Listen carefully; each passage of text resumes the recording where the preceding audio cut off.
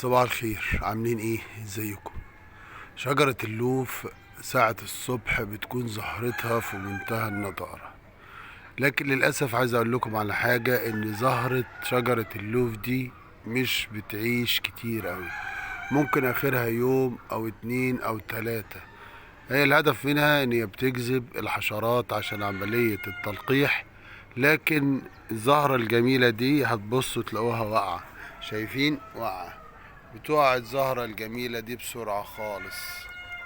دي زهرة اللوف، بس شجرة جميلة جدا ومبهجة ومفرحة.